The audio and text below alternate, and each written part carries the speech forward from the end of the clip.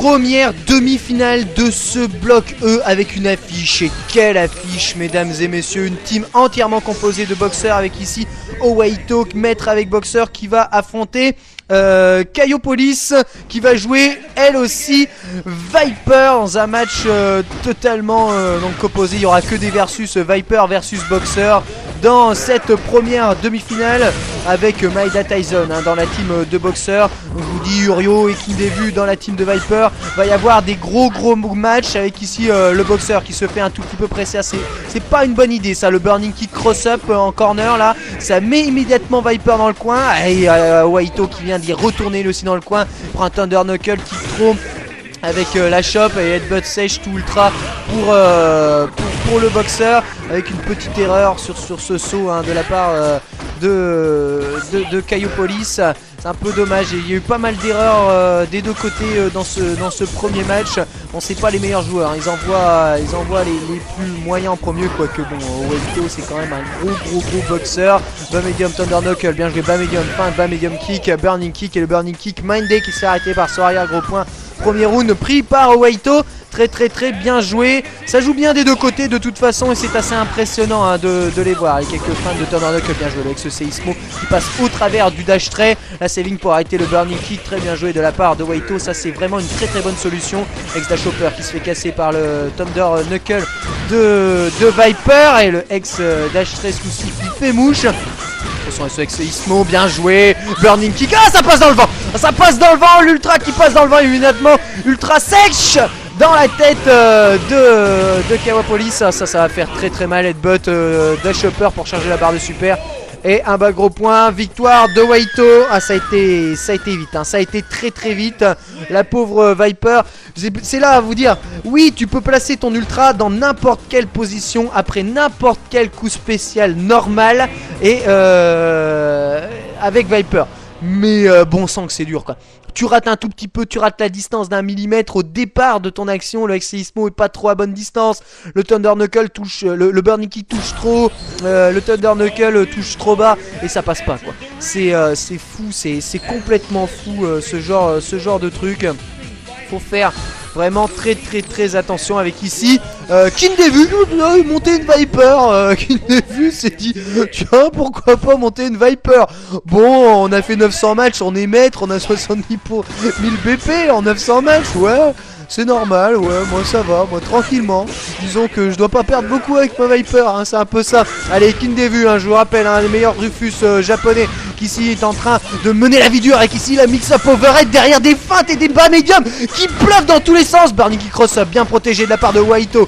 Le burning kick qui est passé, allez, décalage chop de la part de Kindevu. Kindevu qui a un tout petit peu raté son pressing de relevé, il se prend une balayette. Attention, le crochet du gauche qui est passé, celui du décalage chop, attention à la relevée, le X dash overhead bien protégé de la part de Kindevu qui passe bas medium kick Thunder Knuckle, le saut medium kick fait double touche, c'est Ismo, ouais, évidemment le burning kick qui se fait arrêter par le headbutt et une ultra qui passe quasi en intégralité. Oh il reste plus beaucoup d'énergie là, le pauvre Kindevu, et il se prend malgré le reversal qui était probablement un reversal ex burning kick, le headbutt à la relevée. Premier round pour Owaito. Attention la team de Viper en difficulté là, ce boxeur qui joue particulièrement bien ici, j'allais dire il se met à distance des séismos.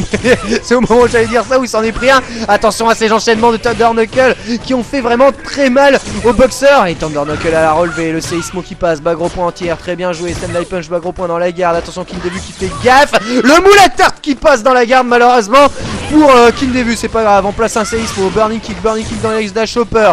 On gratte et on afflige les dégâts de remoule à tarte dans la garde. Ouais, il aime son moule à tarte, c'est plutôt safe et ça lui a plutôt bien réussi une fois, alors pourquoi pas le remettre une autre. Oui je dis il y a eu un medium kick qui a annulé donc les dégâts de saving de Waito. Attention Waito qui se reprend, la Seismo, burning kick d'entrée de jeu. Attention à ces Seismo qui sont toujours faits à bonne distance, fin de Seismo. Kindevu qui fait attention, qui a toujours pas perdu l'énergie. Medium kick, Thunder Knuckle, tout est safe, on se protège bien. Vous voyez sur le dash low, il a préféré faire une saving dash cancel arrière là Waito, il a peur Il a peur de cette Viper, à l'image de ce backdash encore sur le bas medium kick, enchaînement de light, voilà, décalage chop. C'est pas grave, Kindevu le voit parfaitement ces chops là.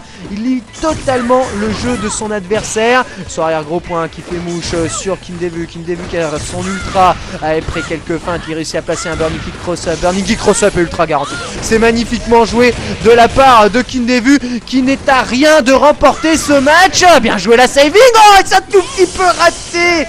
Il s'est un tout petit peu raté Waito sur la saving.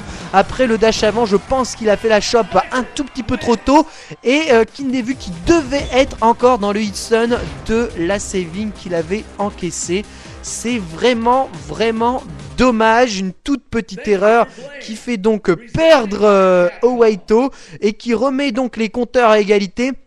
Le prochain à s'élancer sera très probablement Pamyuv qui va jouer boxeur. Alors là, excusez-moi pour la prononciation catastrophique, mais c'est parce que j'écris comme un porc sur mes fiches et que je ne sais pas. Pamyuv, voilà, exactement.